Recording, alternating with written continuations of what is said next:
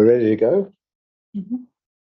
Good afternoon. Welcome to the monthly council meeting of the Snowy Valleys Council on Thursday, the 20th of July, 2023. I'll ask Councillor Thompson if she'd give the acknowledgement to country. Thanks, Mayor Chaffey. I'd like to acknowledge that the meeting that's being held today is actually being conducted on the lands of the Wiradjuri people, the traditional custodians of the land. Pay respect to elders past, present, and in particular those of the future.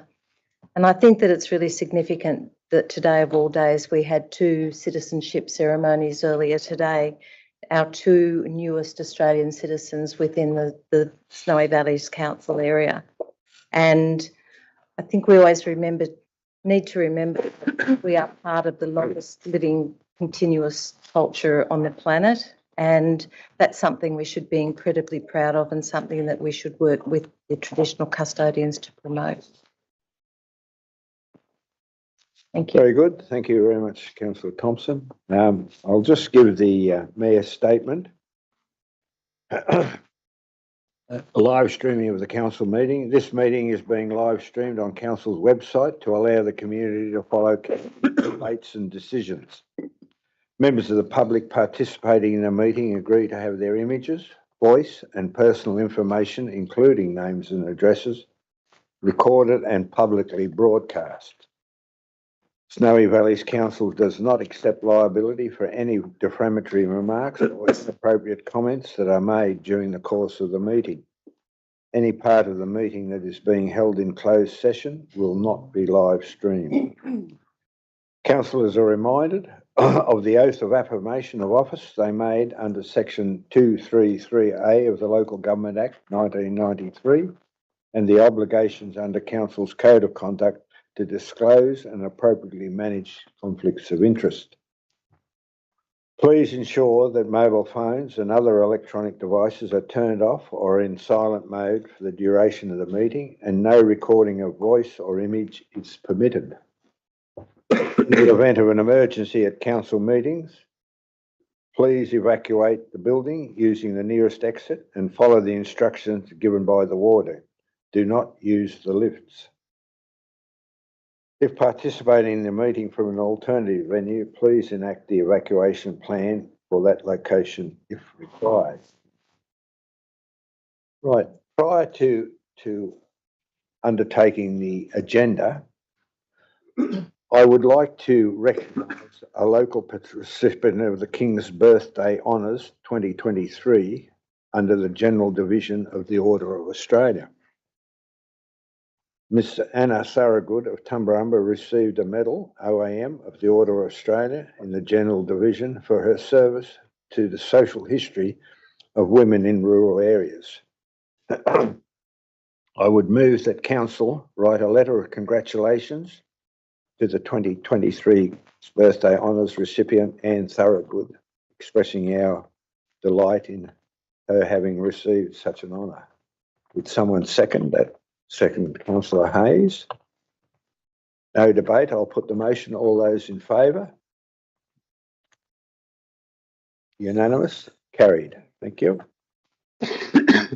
I'll now move to apologies, leave of absence and remote attendance. There is no remote attendance, and we do have an application for leave of absence from Councillor Ivel. Would someone like to move? I'll move that. Moved, Councillor Thompson. Is there a seconder? Councillor Ham. I'll put that motion. All those in favour? All those in favour? Can you indicate against? Are you voting for or against? You're either voting one way or the other, Councillor. Yep. Right. Unanimous, right? Very good. Declaration of pecuniary interest. Has anybody got any declarations of pecuniary interest? If not, we'll go to sorry. Just My apologies. Your No, hand needs to be above the screen. Yes, non-pecuniary, non-significant interest in relation to report 9.1, wanting to attend the conference that will be discussed, and I will remain in the room during the discussion. Oh, I should have put that too, I suppose. Very good. Thank you. Right. Mayor Chaffey, can I declare that as well? Sorry, you're declaring the same? Councillor, Thank you, mate. very good. Righto. Right, now confirmation of the minutes, and before we proceed to that, I would like to make a statement. On reviewing the live streaming and discussing the matter with councillors, I have become aware that I incorrectly counted the vote of item 6.1, notice of rescission, directions to remove item under the Roads Act. The draft minutes currently reflect that Councillor Lata voting against the motion. However, on checking the live streaming and checking with Councillor Lata, I am now aware that he voted for the motion. Can you confirm that the case, Councillor Lata? Oh, yeah, well, essentially, there was three parts from my recollection. There was three parts of the motion. Two of those had already been acted upon by council. So in theory, I was voting in the affirmative for the third section of that. To being rescinded. Very good. Thank you very much. On that basis, I'll move the adoption of the minutes with the following amendment. The unconfirmed minutes of the ordinary meeting held on the 22nd of June 2023 being altered to record Councillor Lata's vote for the motion of item 6.1 and that motion being carried with Councillor Armour, Councillor Hayes, Councillor Ivell, Councillor Lata and Councillor Thompson for the motion and Councillors Chaffey, Hughes and Livermore against. The minutes of the ordinary meeting held on the 22nd of June 2023 with that alteration as one be confirmed. Is there a mover? I'll move that way. Seconder? Councillor Lata, moved by Councillor Thompson, seconded by Councillor Lata. Are there any other issues revolving around the minutes? If not, I'll put the motion. All those in favour? Against? Carried unanimously. Right. Let's deal now with Extraordinary council meeting. the extraordinary meeting. Someone move the minutes of the extraordinary on the 29th of June. Councillor Armour, a seconder. Councillor Livermore. Any discussions? If not, I'll put the resolution. All those in favour? Against? Carried unanimously. We have correspondence and petitions, Mr. General Manager. None. Right. Notice of motion and rescissions. Mr Mayor, I did put in an urgent notice of motion for you, but I didn't hear back from you. I heard from the General Manager, but not from yourself. I think the General Manager's response is equivalent to my response. So you don't see it as urgent? Sorry? We don't see it as urgent? We don't? This is in relation to 6.1 from Yep. last month. That's right. I see it as urgent, that's all, to try and resolve this situation. Well, is everybody else aware of your... I've sent it to all the council. Right. I'll be guided by the council if they see it as a matter of urgency. Mr. Mayor, that's, I'm sorry, but that It's not in the isn't agenda. correct. I would point out, and I did respond after discussing with the Mayor, no reason was provided by Councillor Hayes as to why the matter should be considered urgent. I pointed that out to you in the response, and to my knowledge, you still haven't come back with any substantiation of urgency. So I think it's unreasonable to expect the Mayor to rule on something when you haven't provided any information. I still haven't heard from the Mayor. I've heard from the General Manager, yes. So, Mr. Mayor, I'd suggest you ask Councillor Hayes on what basis has he considered this urgent, and then you can rule on it. It must be you that rules. Yep, fair enough. Well, can you give me a basis then, Councillor Hayes? Certainly. As This to is the reason for urgency. This is an ongoing issue that's causing us to bleed a lot of money, and I think that should stop, and we should try and resolve the issue that's gone on for a very long time. And you know, it's every month that goes on, it costs us more money. So I just think that we need to draw a line in the sand and say, okay, we need to resolve this issue. The notice of motion I put up is for discussion and try and resolve it. So that's what I'm looking at, just trying to get some mediation and something resolved. That's not a matter of urgency. Look, I can't see how this issue particularly is causing us to bleed money. In what way is it incurring council in any funds, any, cost associated with the road issue? It isn't. How much does it cost us so far? It's not costing us anything on an ongoing basis. Anything that's been done or expended to date, and council just clarified that cost does not get passed on to the landowner, but that's already been incurred. There's no further cost. There's no matter of urgency. To be quite honest, Councillor Hayes, I can't see how the road issue, 6.1, is incurring the council in any cost at this point in time. Right? Okay. So as far as I'm concerned, it's not a matter of urgency, and as such, we won't be discussing it, right? It's as simple as that. Righto. I can leave it on the table. Yeah, for the next council meeting, most definitely, right? Righto. Now there's, the next item is the mayoral minute. You have in front of you a copy of the mayoral minute.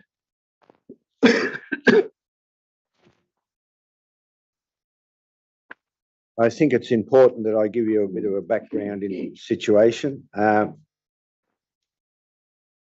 General Manager has informed me of his resignation from council on Friday the 4th of August, and as such I've taken the opportunity of looking at a way in which we can address the vacancy caused by our General Manager's resignation.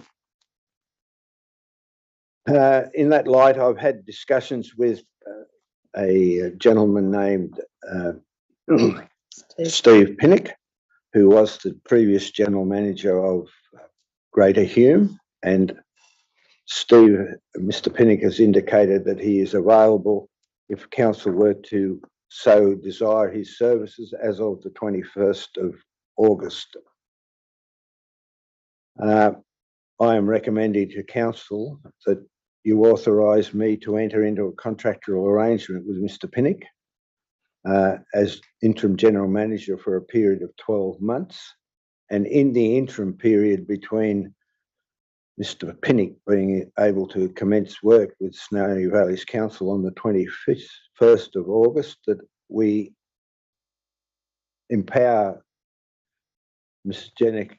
Jessica Quilty to be appointed as acting General Manager whilst Mr. Goldthorpe is on leave for the week 24th of July to the 28th of July, inclusive, and that Mr. Duncan Mitchell be appointed acting General Manager from Mr. Goldthorpe's departure on Friday the 4th of August 2023 until the commencement of the new interim General Manager, which I believe will be on the 21st of August. So I'm moving those recommendations. Remove item 4. I don't believe I need a seconder, is that correct? No. To give you a bit of background into the reason behind discussions with Mr. Stephen Pinnock is I believe that Mr. Pinnock has the appropriate qualifications to provide council with direction for the next 12 months in light of our General Manager's resignation, and that his experience stands him in good stead to occupy that position. He was the General Manager of Greater Hume Council for a period of, I believe, 2004 through to 2022, and is well respected within our local government areas of the Riverina. So under those issues, I've decided that I would like to recommend to council that we appoint Mr. Stephen Pinnock in that position. Thanks. Is there any discussion? Councillor Lata? I just asked the question, why is it an operational reason that Ms. Quilty wouldn't act in the entire period? Or why the lack of continuity in the changeover, given it's only a week? 3 weeks. Was someone else going to answer that, or do you want? Go on. I believe it gives an opportunity for both of our directors to occupy that position in that short period of time, interim period of time. And in discussions with both of the directors, they are in full agreement with that arrangement. Well, it just seems, from an operational point of view that, it would be during a time giving a handover. I mean, it would make more sense to me from an operational point of view to have one person acting in that position for that period to give a handover rather than sort of just. I think it's important that we have the acquiescence of our senior directors in the process, and they seem to be quite acceptable to that arrangement. Well, Or not seem, they are. I mean, in previous, I'm sure people will get opportunities to act where it's appropriate, but from an operational point of view, as a board member, it would seem logical to me to have that consistency there for the entire period, rather than bringing people in just to give people opportunities. I don't know that now's the time to be giving people opportunities. There'll be times for that down the track when other people go on leave. It would just make sense to me if you start acting in a role, you should continue doing it to give some consistency rather than swapping out. It just doesn't make any sense to me, but that's up to you. Very good. Thank you. Anybody else got any comments they wish to make? I will support Councillor Larder just in the fact that I'm just concerned that the Director of Infrastructure has been here for such little time and then to lead the organisation for those 2 weeks. But very happy to find out why that decision was made. Any other people got any comments they wish to make? If not, Mr. General Manager, do you want to answer that question? Yeah, look, that was my recommendation to the Mayor. I don't want to discuss strengths and weaknesses of individual people at the moment, and councillors, you are putting us on the spot raising these questions in this way, I have to say. There has been discussions with the 2 directors concerned. There has also been consideration about the levels of support they have in the organisation, who is best to provide this service at the time. You'll also be aware, of course, that Mr. Glenn McGrath has been acting Director of Infrastructure Services for most of the last 6 months, and therefore can readily step into that role while Mr. Mitchell is the acting CEO. So consideration is being given to the flow-on effects into the organisation as well in coming up with that recommendation. And Mr. Mayor, I continue to recommend to Council that you put in acting arrangements as outlined above. Thank you. Very good. If there's no further debate, I'll put the motion. All those in favour? Against?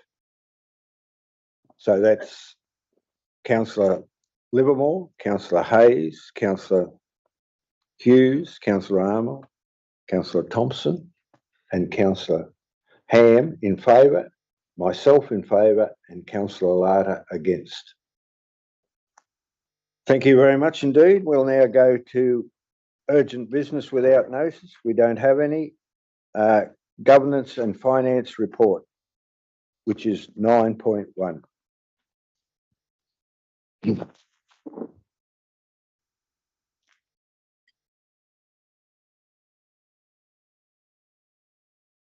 Move 9.1. I'll move recommendation. Move the recommendation. A seconder. Councillor Thompson's moved. Is there a seconder? 9.1. Councillor Livermore. Debate. Anyone wish to speak to it? Mr. Mayor, only to say, Councillor Thompson. I think it's really important when opportunities arise for our elected representatives and our staff as well when appropriate, that we make the effort to move beyond our postcode to understand some of the wider, broader sections, to undertake networking and to actually bring that information back. So I think that this is something that is going to be of great value to us as a region, and thank you to Councillors Ham and Armour for putting their hand up to go along and represent.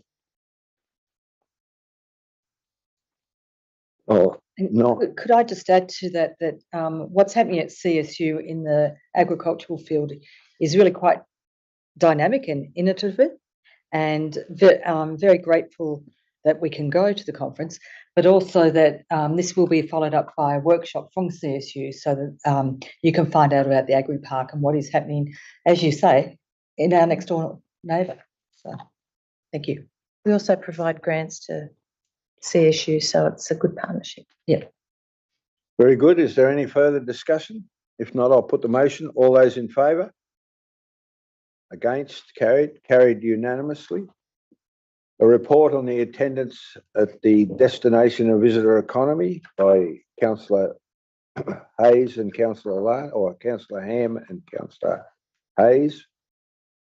There's a recommendation there that council receive the report. Is there a mover? Yeah. Councillor Hayes, seconded by Councillor Ham. Is there any discussion?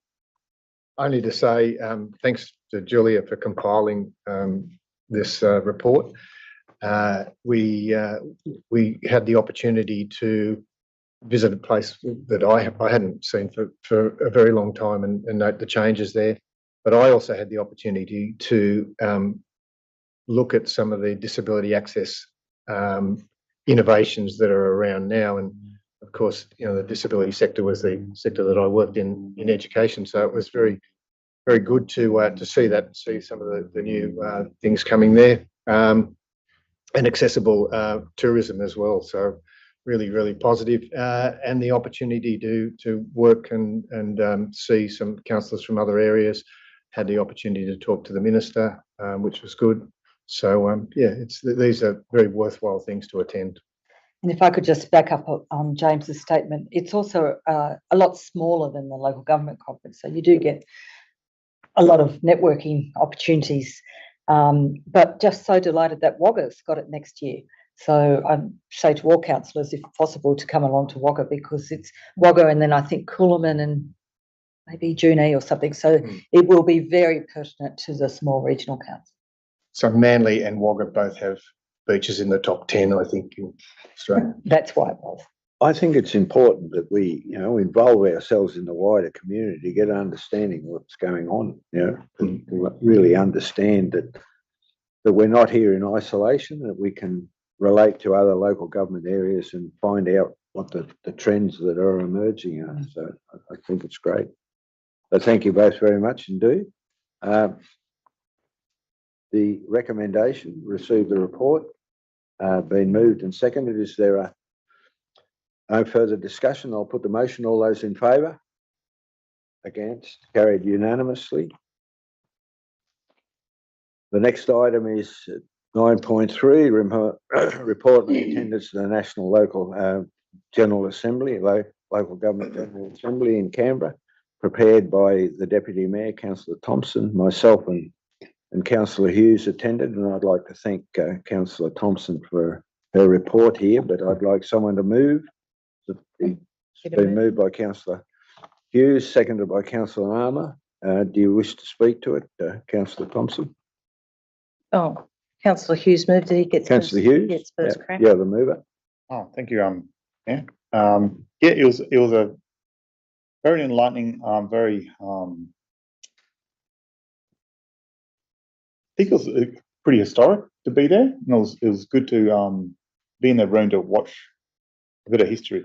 But it was the amount of opportunities to be involved on a national level of what councils do, and seeing a lot of the similarities.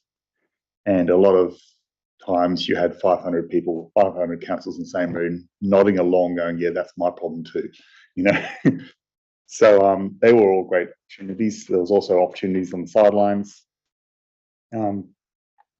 including I managed to talk to people about the agricultural labour force issues, talk about youth issues, talk to other people about,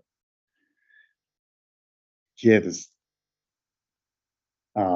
lots of different subjects that you could just get into and find out how this all works on a large perspective. There was a lot about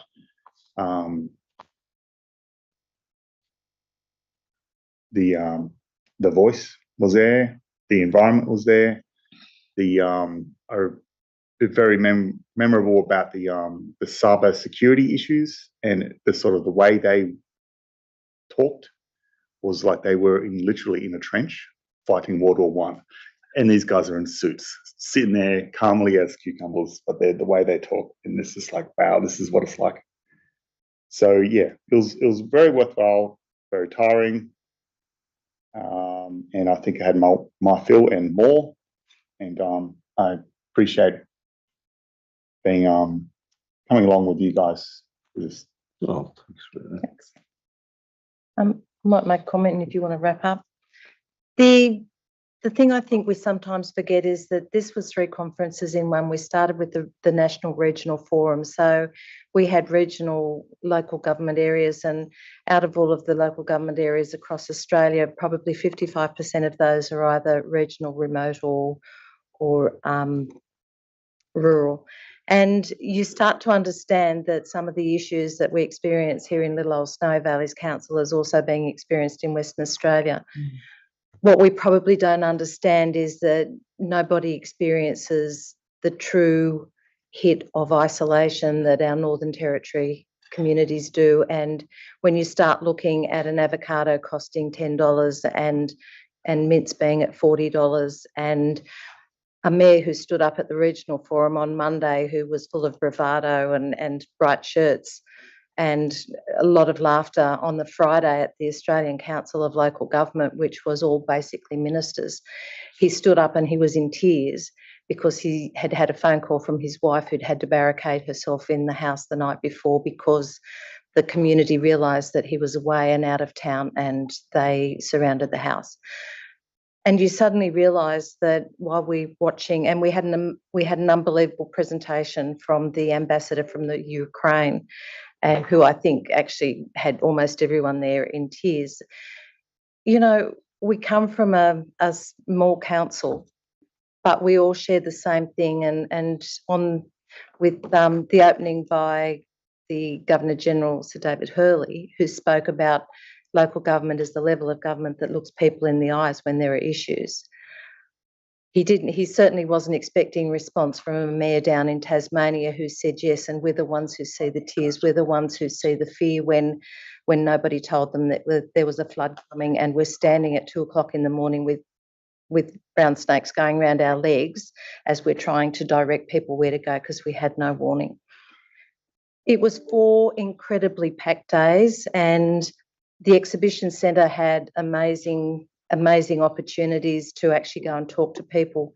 But when you network with people, and the 3 First Nations, Aboriginal people and the Torres Strait Islander representative who identified that Torres Strait Islanders are a minority within a minority, and you listen to why the voice is so important, and I don't know whether they've used the right term in it, but it's about recognising our First Nations people and understanding what it is they need. And Minister Catherine King, I think, put it very succinctly when somebody was trying to catch her out, thought they had a gotcha moment, and said, so why do you think the voice is important? And she said, because I went to a community because they had completed a $1 million sports ground, and they came up and they thanked us at the end for the sports ground and everything that went with it.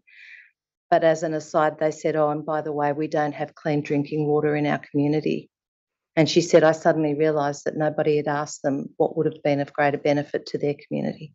So thank you for the opportunity to attend the Regional Forum, the National General Forum, and also the first Australian Council of Local Government in 10 years.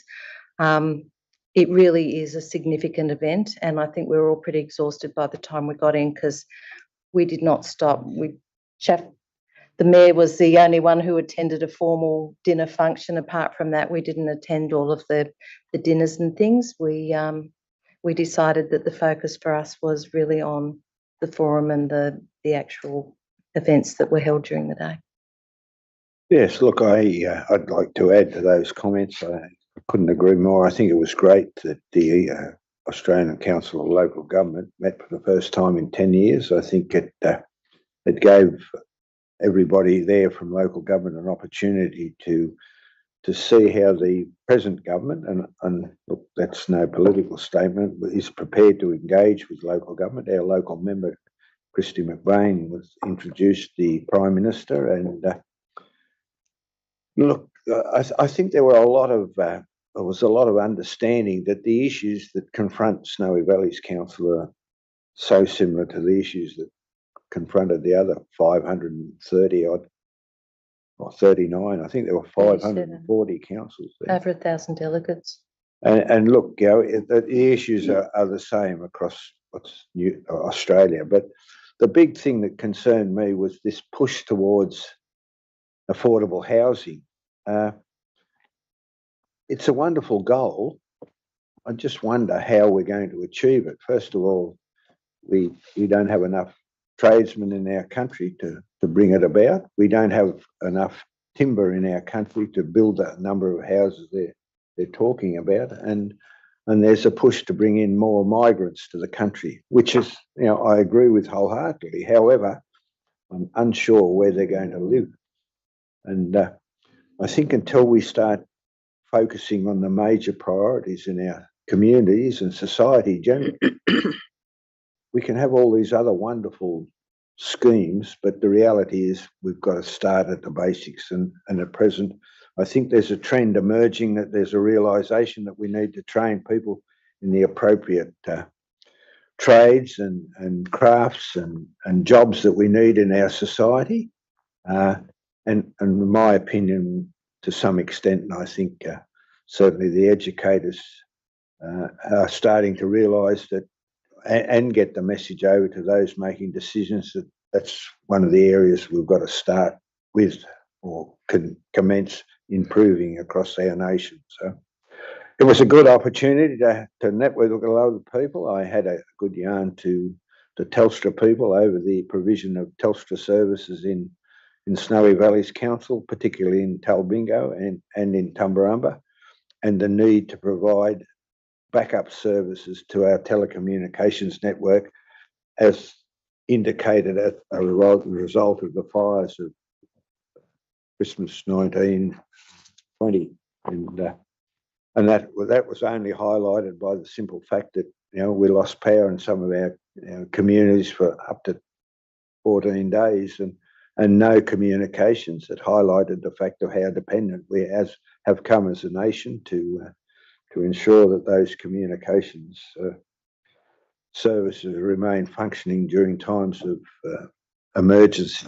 So, look, to me, it was a good opportunity to get an understanding what the issues are confronting others, as well as looking at the issues that the governments of the day see as important. So, anyway, with no further discussion, I'll Just put before, sorry. can I just ask that next time you talk to Telstra, you mention Argalong as well? Given Argalong is that doesn't have a service? No, Right. It needs to protect Right, that because there's what remains of our softwood plantation. right. Oh, I spoke to them about the softwoods working groups focus on communications. Really needs to be Right, yeah. happening. Thank you. Look, Telstra, I just get the impression that, a comment was made that their focus was on return to the shareholder. And as you can imagine, that arced me up a little bit, because as far as I was concerned, it's about providing service to the community. The shareholder should come second, but we did own it once and we did buy it ourselves again. So it's a unique experience. Anyway, without further ado, I'll put the motion. All those in favour? Against? Carried unanimously. We'll now go to 9.4, which is a statement of accounts. Is there a mover? Councillor Ham, seconder, Councillor Livermore. Any discussion? Any questions? Nice to see the fags grant come in. Yeah, could I ask of the finance manager, please? Most definitely. Sorry for no warning. Yes, ma'am. The FAGS grant, has that gone up at all? Do you know? Yes, it is supposed to go up by 7.5%. 7.5%. Yes. We got $7.2 million. Yes, yeah, I just thought it'd gone up. So Which, if it hadn't turned up on the day it did, we could have been in in dire straits. Councillors, if I can just, Yeah. as Pativ stated, it's gone up 7.5%, but I also understand that the full amount has been paid in advance, where in previous years it's been paid in two stages, and one stage has been paid in advance and the other during the year, hence the higher payments. So this is it. There's no more. So This is no more, but it must have helped. it certainly helped. The point is that it's in advance. At some point in time, Yeah. you could reasonably expect to be 12 months without In arrears. bags, which is, Yeah. we need to have that in the back of our mind at all times. And don't have a spin. And Mr Mayor, it doesn't completely leave council out of the woods. You need to be aware, in the third quarterly report, we showed a unrestricted cash deficit and made the comment about the risk at the end of the financial year largely being addressed based on whether we received the FAGS grant in advance or not, which we have.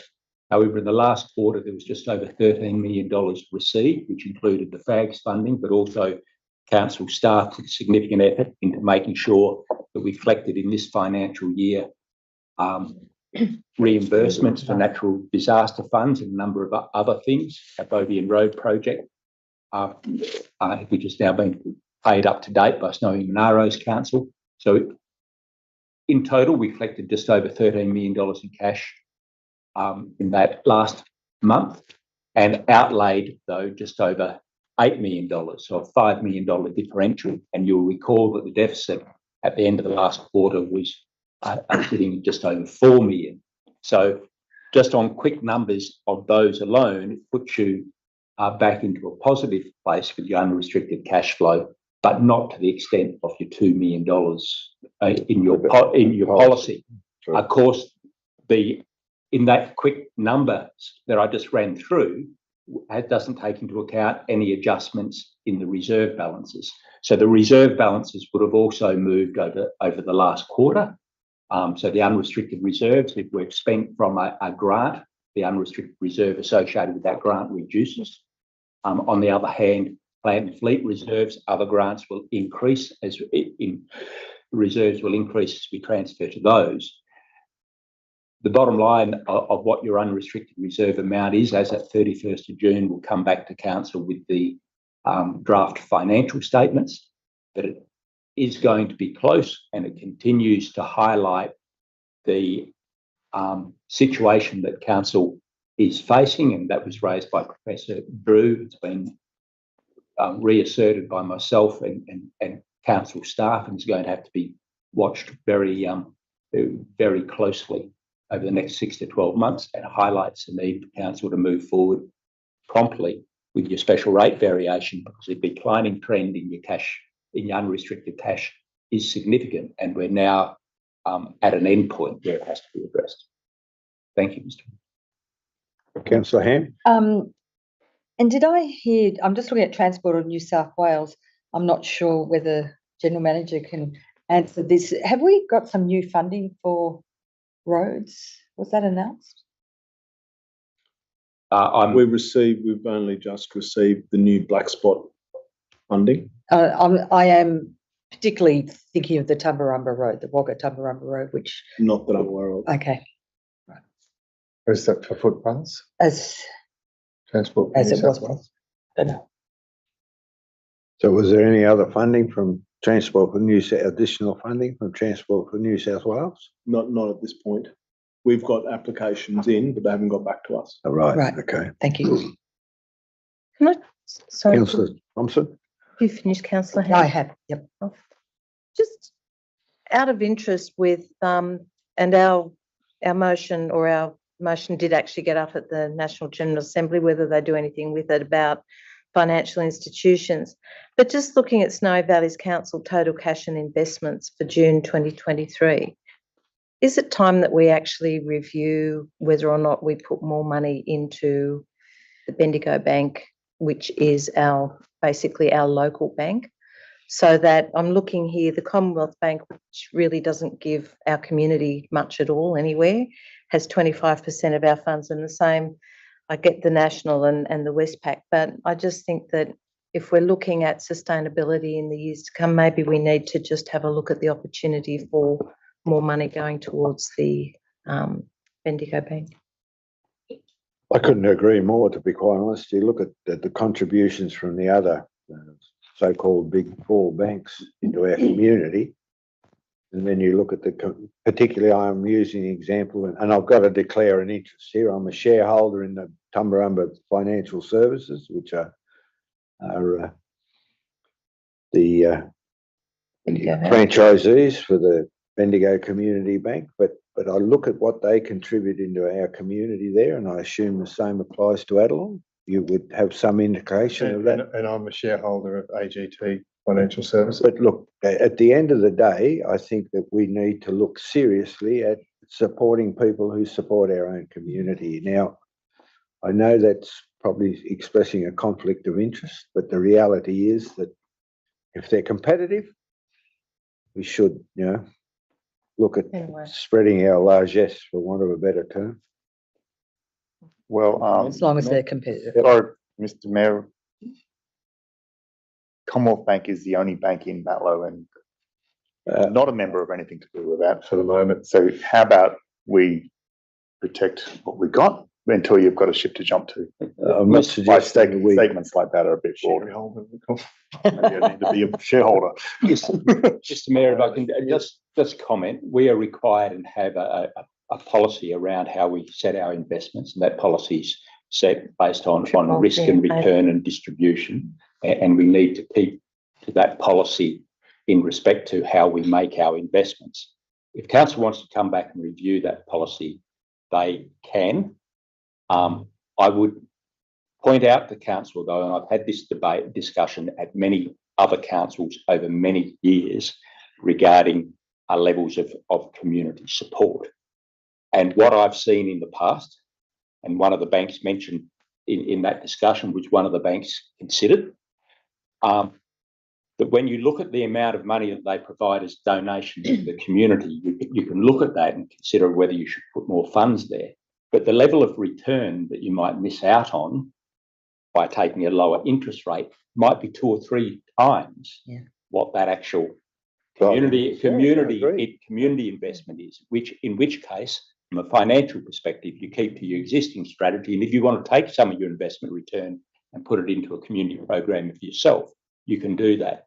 But I would advise council to be very careful about giving a preference treatment based on donations that go to the community, not the council, and in lieu of that, not take the maximum return rates that you can for the risk you face with your investment policy. I couldn't agree with you more. However, let's ensure that we look at the risk, to the return, and make sure that we're not locked into a culture that says this is the way we do it. We may also have the opportunity to work with the boards to co-fund things as well. So rather than investing with them. Anyway, it's just an issue that we need to be mindful. And I noticed that we've still got some that are running at a princely sum of 0.65%. So, but I do notice that a lot of them have moved up into the area, one even here of 5.53%. And one of 5.7, which is pretty indicative of the way the market's going. So it's good to see that we're in a position of moving with the trend, because it's been an opportunity. I think collectively, what the averaged out at 4.05%, which is a pretty reasonable return based on the timing of our various investments. So if there's no further discussion, I'll put the motion. All those in favour? All those in favour? Carried unanimously. Thank you. Right, we'll go to 10.2, I think. Is that correct? 10.1. 10.1, my apologies, 10.1. Snowy Valleys Regional Tracks and Trails Master Plan, priority projects. There's a recommendation there. I believe there's been proposed an alternative resolution. Is that correct? Yes, it is. Is Councillor Ham? Yep. Are you prepared to move the alternative? I am. I know. Is there a seconder? Councillor Hughes. Any debate?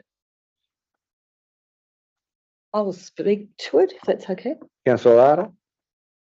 Well, look, I just want to raise about the Batlow to Tumut rail project, really. I mean, it concerns me that we're prioritising something that I don't believe has been consulted completely with those it affects. We don't know what the realistic cost of this build is. I mean, it's saying 4.82 million. That's why we've got an alternate resolution. The alternate still says We don't. We think that's ridiculous. with the first one. Mm. Well, If I may speak. Yeah. Just, Batlow to Waverlina to the cidery, to really support that cidery in Batlow, I think is, I have this vision. I hope it's as good as what I see in my head, that we have people, flocking to Batlow, riding their bikes from Batlow to the cidery. So Batlow to Waverlina, I believe we just need a track. We need a nice track to get on a bike and go. Nothing fancy, but just to get out there and back again. And I think it would be a real draw card. So that's part of the reason why I wanted that alternate resolution was put in. To be quite honest, Councillor Larder, I do agree with you about the 4.8 million, and I think the general consensus around the room is that, that's not in the ballpark that we're considering. I will indicate that there has been discussions with those people immediately impacted by that section, right? And the suggestion is that it only go to Waverlina at this point in time. But in light of the alternate resolution, I think there has been discussion amongst a lot of people about the costings. So I think that's one of the reasons why the alternative resolution has been proposed by Councillor Ham and Councillor Hughes. So any further discussions, or do you want to continue discussion in committee? Councillor Hayes? State that we've got two quotes, basically. One's 1 million, one's 4 million. So two suggestions of what it might cost. The concern I've got is that the ongoing cost of this project, which hasn't even started and will probably take a long time to start, and it'll be a job for the next council anyway.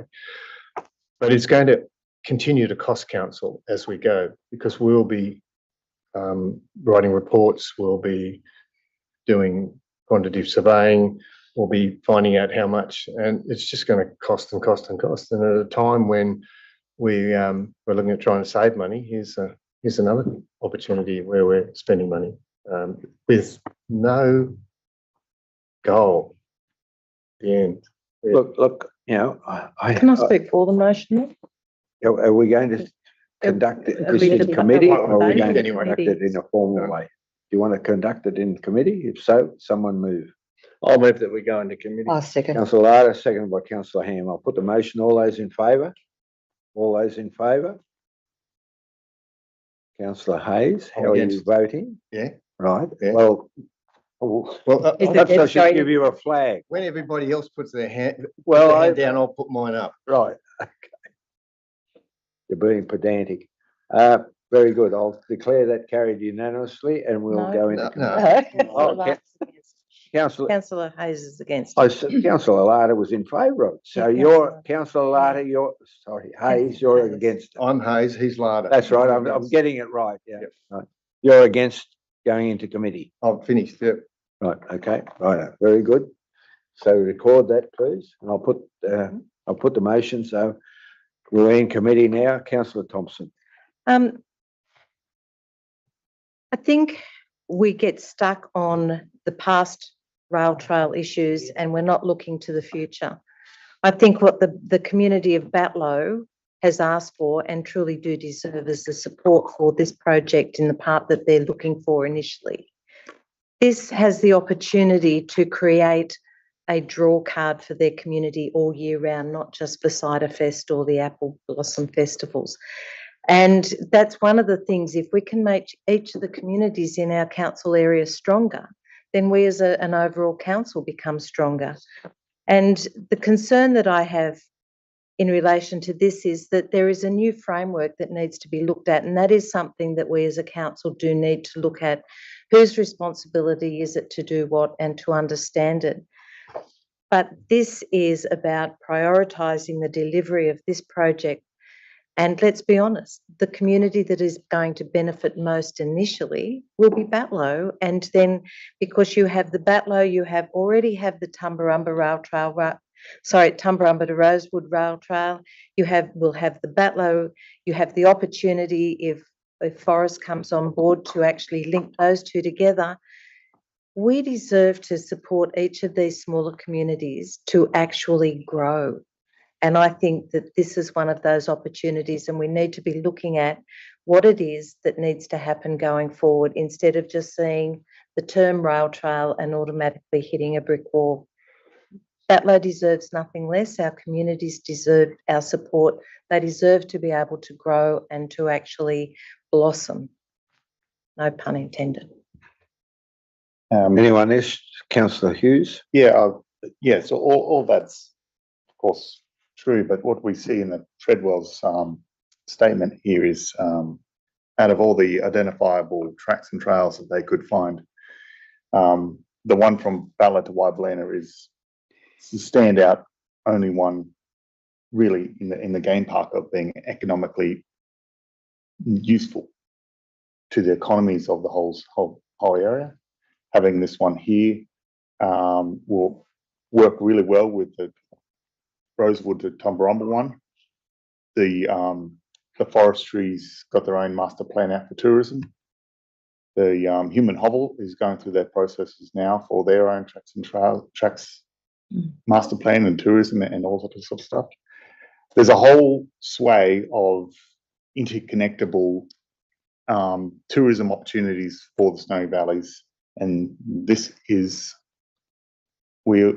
a major part of it, and we've got data showing it as being financially, economically, tourism orientated benefit to the whole Shire, and I think that's just a no-brainer when it comes to that. We'll just follow the data, follow the experts, and support it where we can. Councillor Ham? I'd just like to pick you up a little bit on that, Sam. I think every trail helps a little bit economically, maybe not to the same degree. Basically, spokes and wheels is what I'm getting. Every time I've heard one of these things is spokes and wheels. There's a network of it. This is part of the network of So a it's solution. all inclusive. Yeah, all inclusive. Yeah. And it's been well documented that this would be a very worthwhile part of that process. It won't be a flop. As far as we can see, as far as anybody is telling us, it's as clear as we can get it. It's just let's push it ahead as far as we can, as far as we and watch Batlow flourish because of it. Well, everybody. In Batlow, we've got youth sitting on park benches watching push bikes on backs of very shiny cars driving in different directions away from Batlow, and that's really hard to say to the kids. Any other comment? Can I just Councillor talk about? sorry. Oh, sorry. Go. Somebody brought up before, and I thought it was a very good point, is where is the Gudger Murra Trail? And for people who don't know, it's at the Murray's Crossing, the side of Tumbarumba leading towards Mount Kosciuszko, out that way towards Cancoban, and that trail is to go around there to meet up to the head of the Rosewood Tumbarumba Rail Trail. So, and it's the Indigenous community in the area that are really driving the trail. So let's hope we can get that for them. Yep, I believe they've taken they've really taken it by the thing that's been really good for their community. Or whatever that word was. You're all now in your head. We know exactly what you mean. Oh, I knew where you weren't going. Yeah, I didn't say it. You guys have got it in your dirty minds.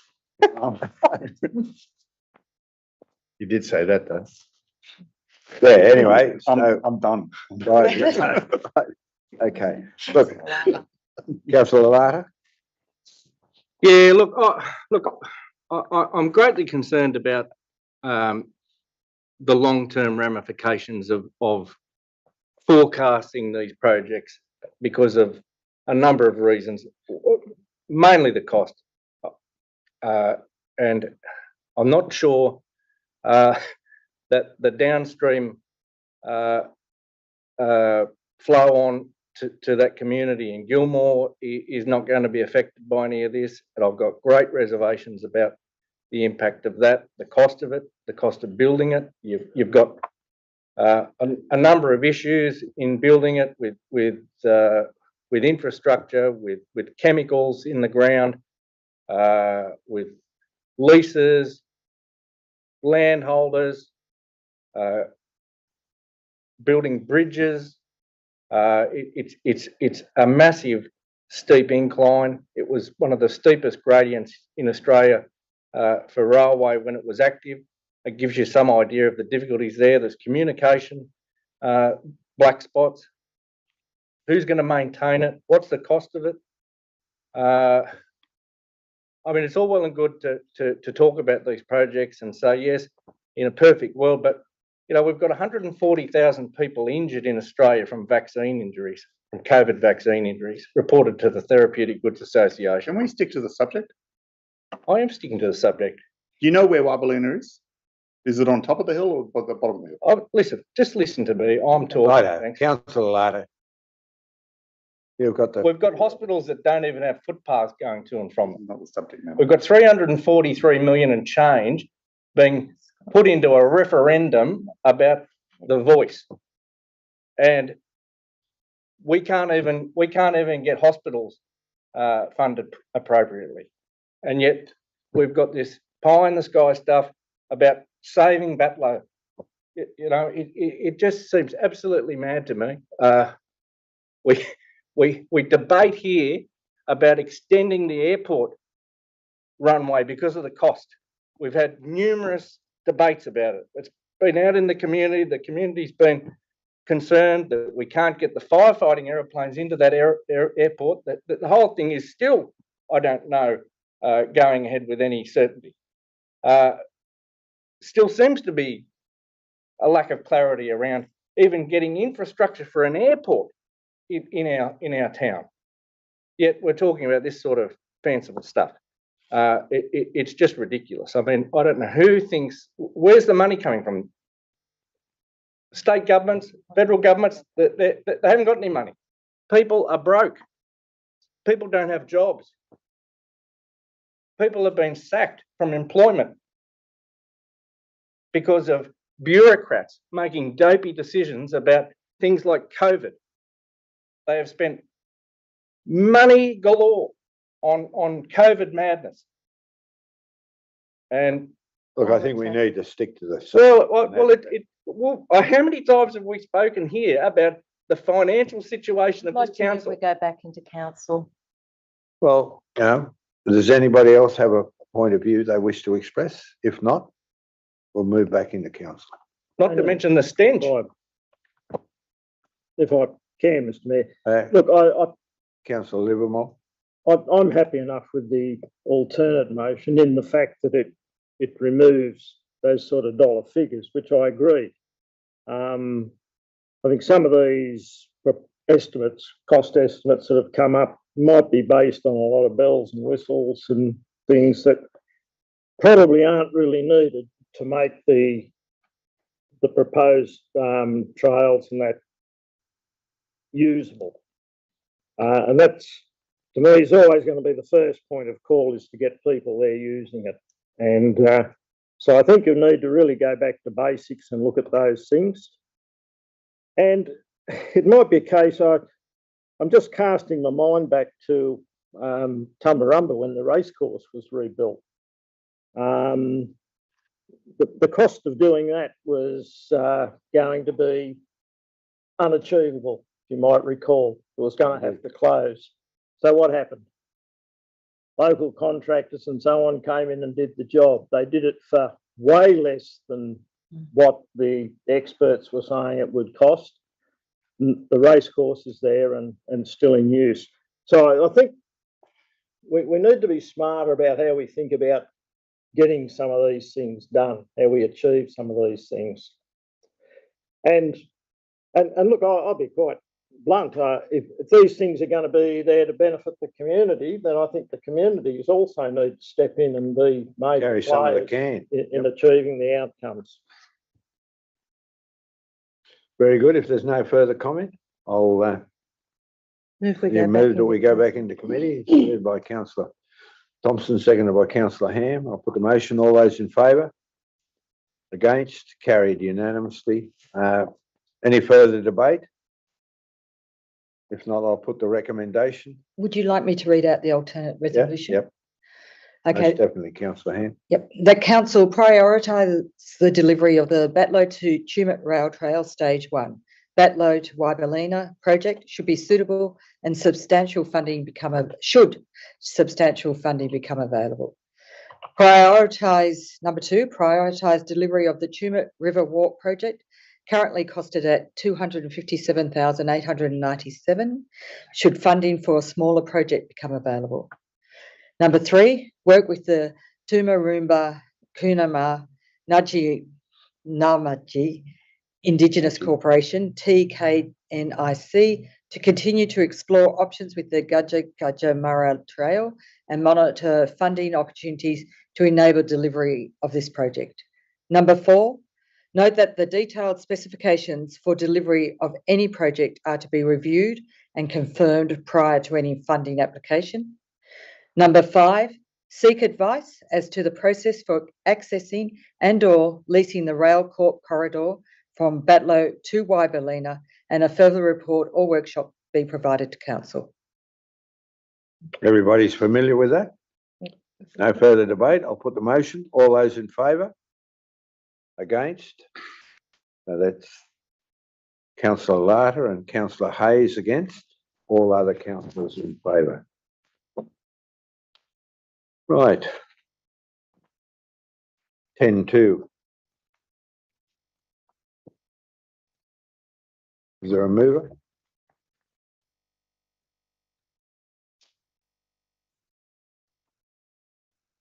That's what I am.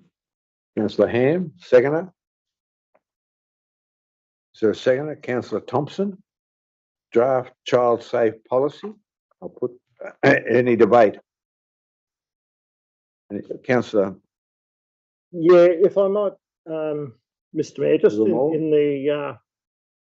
in the last paragraph, there is a comment there in relation to one of the submissions received.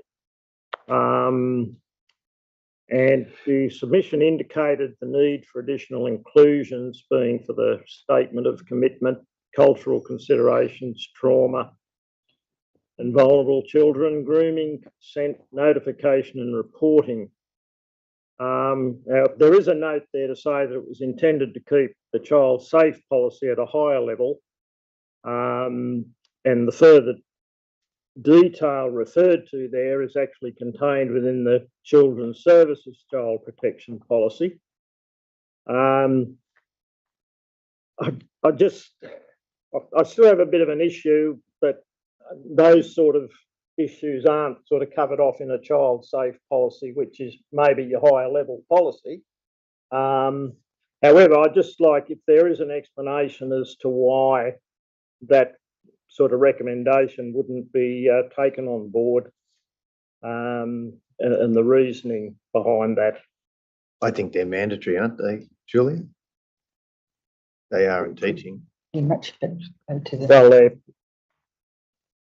they're mandatory to a certain extent, but I'm just wondering why those sort of issues wouldn't be in place in an overarching child safe policy.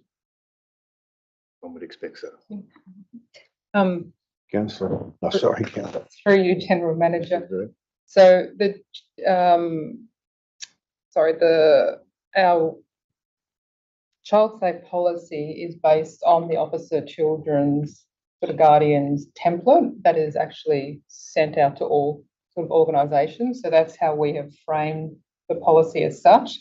So if any updates are done to that policy, we're always kept in the loop, and it also aligns.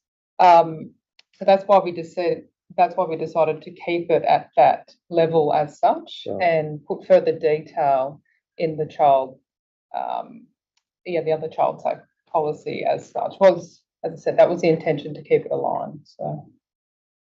Okay. But if council wishes, we can put that detail in there. Does it have to be the detail or could we just make reference to the other policy? So we do that at the end of the policy. It does, Yeah, it is reference to the other it is references, relevant yeah, within the policy. document. I'm a brief policy person, Yeah. so that if it's too hefty, people don't read it. Fair enough. That's So we have a motion. Any further debate? Councillor Larter? Can I just ask that if council is in agreement, that given we've got a child safe policy before us, that we have some audit or review of what actual library books are in our library with regard to sexual nature. I've become aware that some councils do have in their library possession books that may not be of a community standard, and I think it would be an opportune time to review that, what's actually in there. It's not something that probably anyone's aware of, but I'm aware that even as recently as a couple of days ago, there's a book that was sold at Big W and Target, and I've got to say it's absolutely obscene, and it's made its way into public libraries, including council libraries, and it's aimed at children from the age of 10, and I won't mention it here, you can do your research online, but it mentions a very, very graphic and what I would call not appropriate material for children to be accessing in one of our libraries. I know I don't know if it's there, I'm not saying it is, but I think it should be diligent upon us to actually review what's there. Very good. Yeah, look, it's a pertinent comment, although I'm a little bit concerned about books like Noddy being excluded. I hear what you're saying. I don't know whether, I imagine we have the Riverina Regional Library would be conducting that requirement anyway. Is that correct, Councillor Hand? Oh, I'm on the committee for, I think it's something that will be brought up next time. So thank you, I'll take that on board. Very good. If there's no further discussion, I'll put the recommendation. All those in favour? Against? Carried unanimously.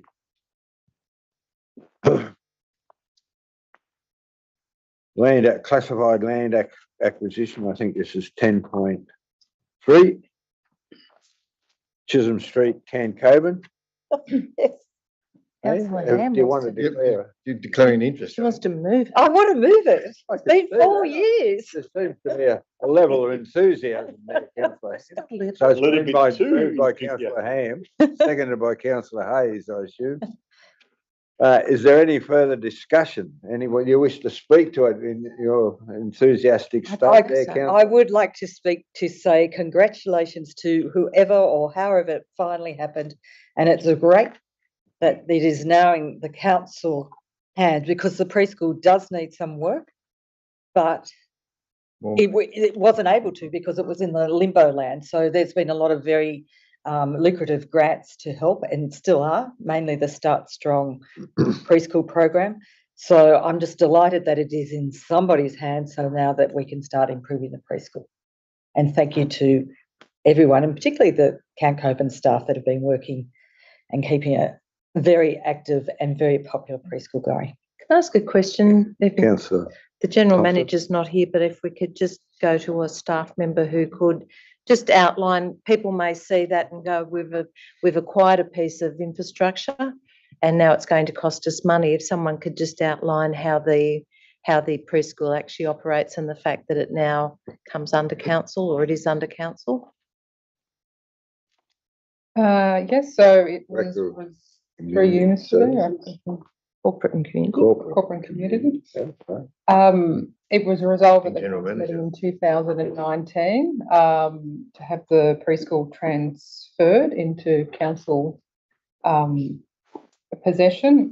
Since then, council's been in discussion with staff members and the state government, in particular, a fair trading for New South Wales. So a transformation sort of document was put in place, which spelt out all the parameters and how that was going to occur.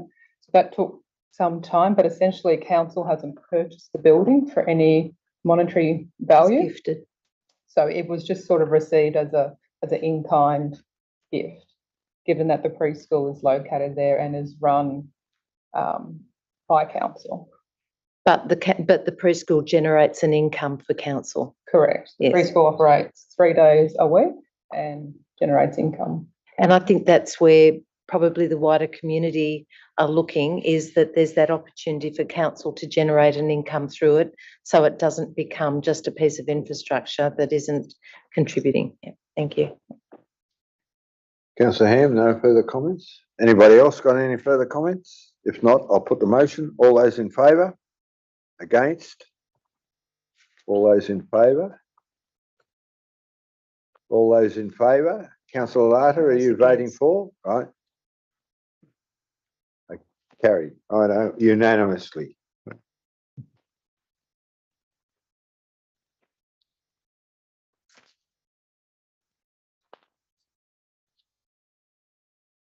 $10.4. 10.4. Purchase of land. Snowy Valleys Mountains Highway, Tumut Plains. Is there a mover? Councillor Hayes, a seconder? Councillor Livermore. Is there any debate? If not, I'll put the motion. All those in favour? Against? Carried unanimously.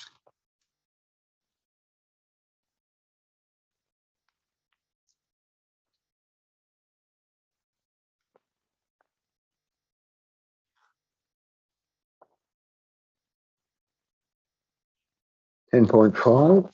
Yep. Town Centre Traffic and Parking Study.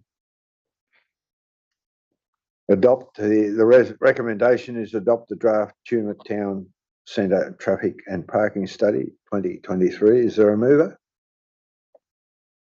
Councillor Ham, seconder? A seconder? Well, if there's no seconder, it'll lapse. I know. Well, No one's going to move the draft Tumut Town Centre Traffic and Parking Study. I'll only second it for the purpose of debate, Mr. Mayor. Very good. It's been seconded. Anybody wish to comment on it? It doesn't seem to have a great deal of I'll comment on Councillor Thompson. it. Unless Councillor Ham wants to speak. No, you go. With all due respect, and I can see that this has probably come from what appeared to be a good place at the time. I look at the amount of money that has been spent on this plan, and I understand that we can't get that money back, but I don't think that it should then put us in a position of adopting something that, from my personal opinion, I don't see the true value of it. You know, the discussion of whether or not there should be bikes or no bikes in the main street, or whether they should be on here or there. No one refutes bikes in the main street, but if anyone really thinks it's safe having a bike fly along a footpath as people are trying to walk out of businesses, you know, we're talking about trying to find appropriately long vehicle parking in our CBD area. We have Fitzroy Street, and if people don't have the capacity to walk one block by parking a large vehicle or a caravan or a boat and walk to the main street area, you know, I just look at this and I look at some of the recommendations, and I cannot believe the amount of money that has gone into a report. We already have a number of parking strategies and main street strategies in reports sitting on our shelves. And from my perspective, I had no intentions of actually voting for this, because once I had voted for this document, it means I agree with it. And I think it speaks about 86 people responded online and 5 people attended a drop-in centre that was from 1 till 4 or 1 to 5 on a day that we as councillors had a workshop. Unfortunately, I think it's a lot of money that is not going to contribute in the long term to our broader community. And I think that when we talk about Tumut Town Centre and traffic and parking, I think we would have been better off having local people with local knowledge producing something rather than a company who'd come down from Sydney, and even some of the points they've raised have missed our rural community by a fairly big swag. So that's why, for me, I can't vote in favour of this document. Councillor. For you, Mr. Mayor, if I could ask the General Manager, I do notice that we actually need this to work towards our Tumut master plan. So is it because it's part of the council's local strategic planning statement? Is that correct? Through the chair, that is correct. So it was identified in council's adopted local strategic planning statements from 2019 as a study that had to be completed within a certain time frame. And then that study will then feed through into a master plan of the local Tumut town centre.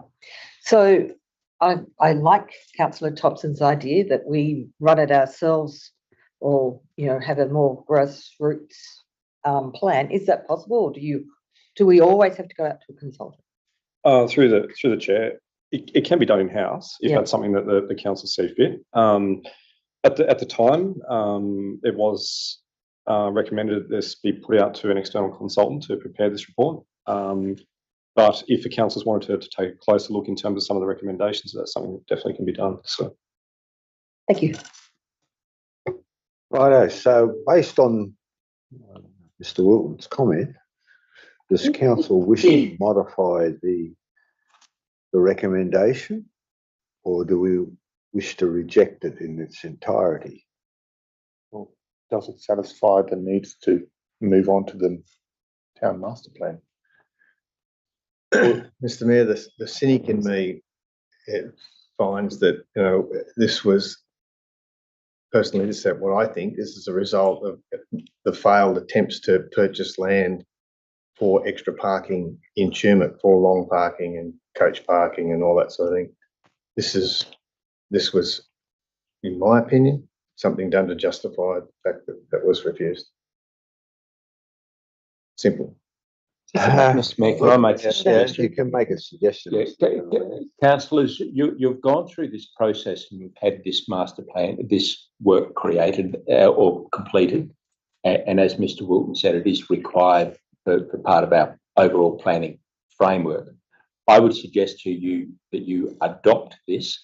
If you believe that it doesn't fully meet your requirements or what you want to do, I would suggest that you then proceed with that with anything extra that you want to do as a second step. And that is consistent with advice that was provided previously and discussed in this council as we looked at this master plan before. That will come at an additional cost. And as far as whether we have internal resources to do it, I've already pointed out that we have significant gaps in our organisation at the moment, difficulty to recruit. And I would have to say that our capacity to do a number of things over the next 6 months is going to be additional things over and above what you've already got. The delivery plan is going to be limited. But I would recommend that you adopt this. And if you want to go further or do additional stages, etc., then you proceed with that as a new and separate second process. Can I just... Councillor Larder?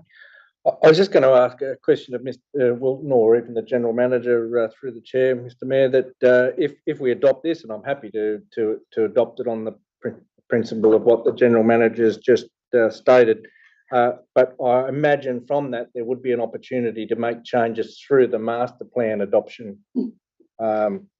ultimately. Yes, that is correct. And further work that you might do from here moving forward.